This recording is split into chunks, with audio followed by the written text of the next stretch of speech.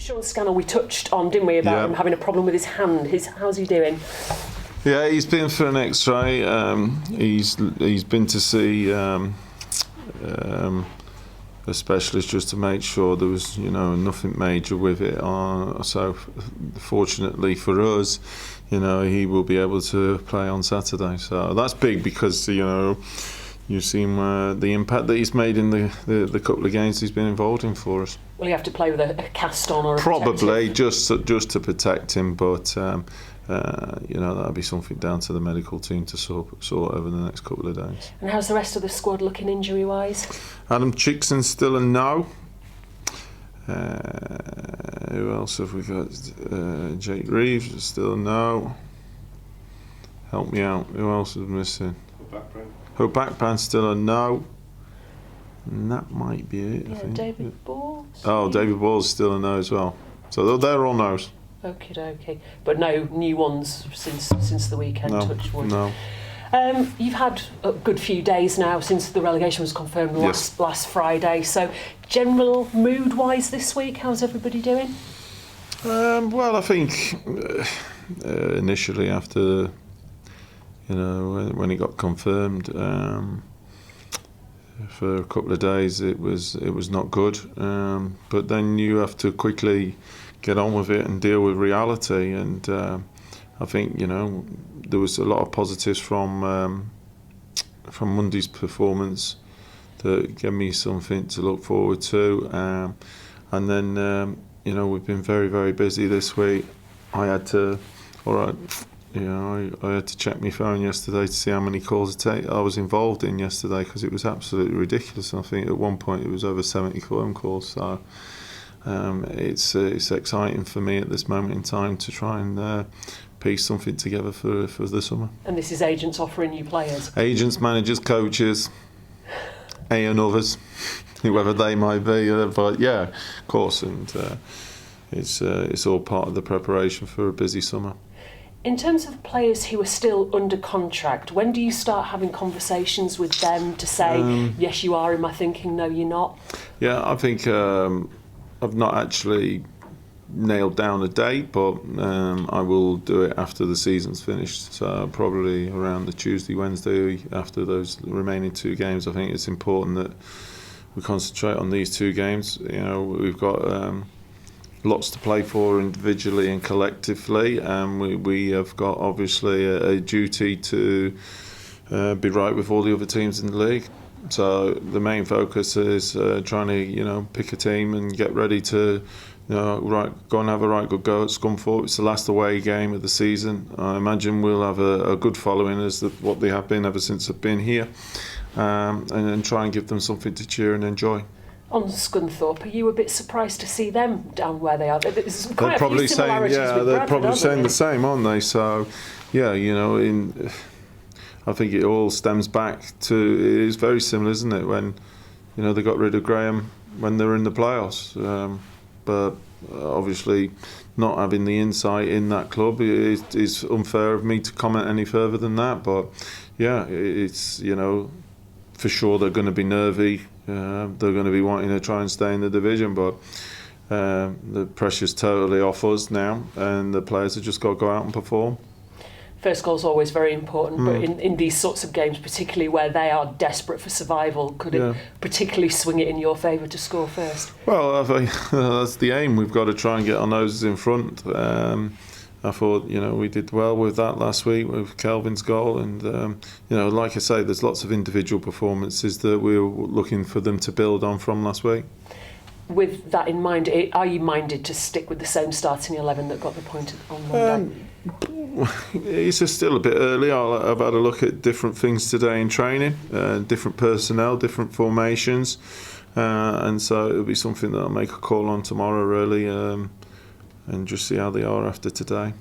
And anybody, particularly in the Scunthorpe lineup, that you need to be keeping an eye on, do you think? You seem to have a lot of experienced players, obviously quite a few familiar faces to people in this neck of the woods. Yeah, of course there will be.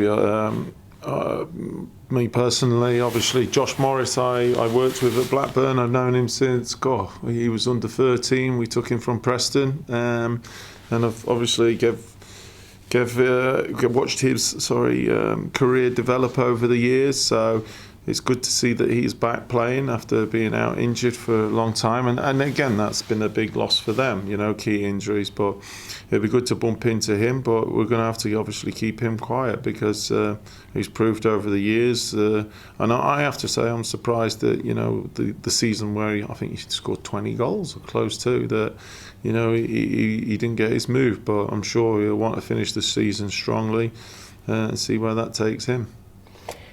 The fight for survival is going to be intense. Do you see Scunthorpe being one of those that can get out of it? Well, I said many a time, I think, it's going to go to the last minute of the last game up and down the country. And I still honestly believe that. You only have to look at the other night with Wimbledon, snatching a draw in the last minute at Luton. So, there's lots of teams still in there. I don't think anybody can afford to relax and think, we've got 49 or we've got 48 or even 51. Who knows? Like we've said a long time, it's very difficult to predict how many points it's going to be needed. Just to come back briefly to, as you say, your phone hasn't stopped. Yeah. It probably won't stop, for no. the next few weeks. Assurances from the hierarchy here that you will have funds to be able to try and assemble a squad, which might not be difficult given the amount of players who are still under contract. Oh, it's going to be difficult for sure because obviously we've been relegated, so that reduces in certain areas the way you can recruit because players want to play at a higher level than League Two, and that's not being disrespectful to League Two. But also, we've got to sit down and confirm exact numbers so that we know where we can exactly operate.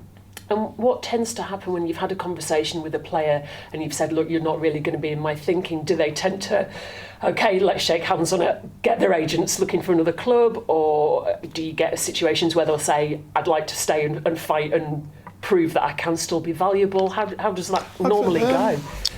I think initially, previous experiences that we've had, or I've had certainly, is that the players have you've been honest with them, and so because of that honesty, they want to play football. The majority of them want to play football, so I think they get onto their agents and you try and sort something out because it suits all parties. But no, I'm sure.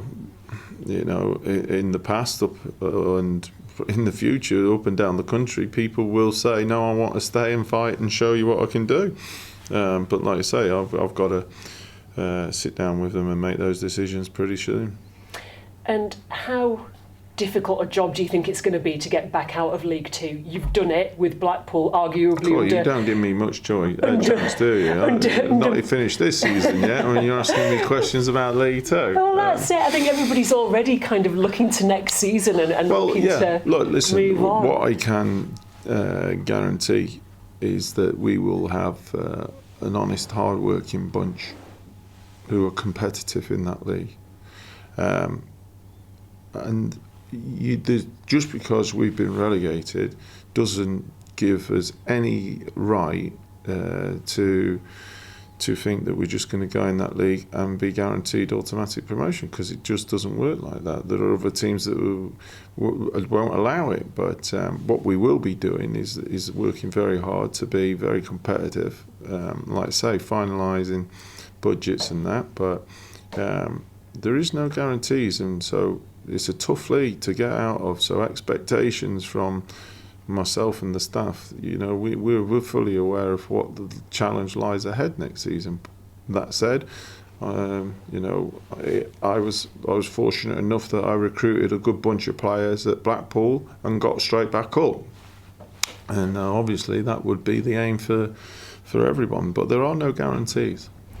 People might have to be a bit patient then, because I think everyone thinks that you might be some sort of miracle worker that can just make it happen by magic. No, not at all. I think, like you say, there's a hell of a lot of work going in now, and that will continue throughout the summer, and then once we've got the squad assembled. But again, looking back at my time at Blackpool, it was done over 2 windows, and I think in February of that season, so 2 months to go to the season, I think Blackpool were 14th in the league.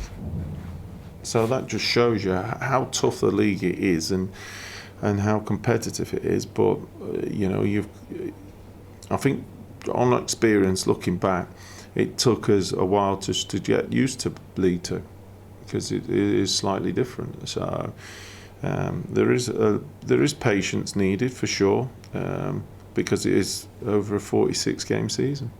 Thank you.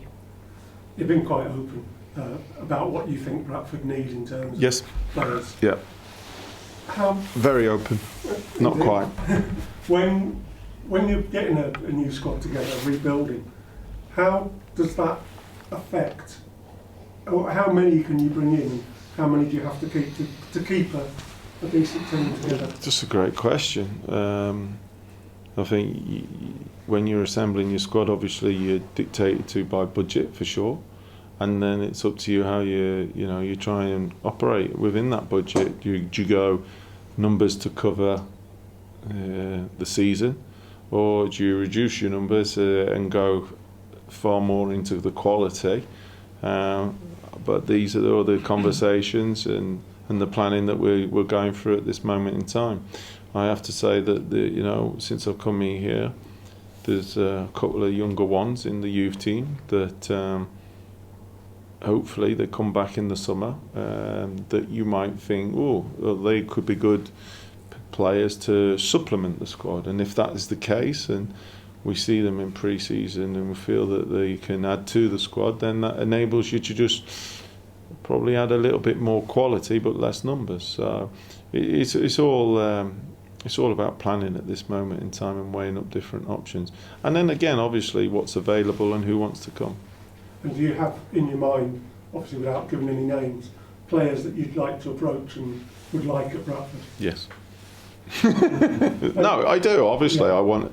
I know a bit about that league because we had a season there, but I know and I've identified areas where I feel that we need to strengthen. And have already sort of like identified those targets. It's now a case of like there's a lot going on in all the leagues at the moment. So in terms of what leagues certain players will be in next season, they're not sure still. So when that's all settled down, it's all confirmed, then we look to do our business then.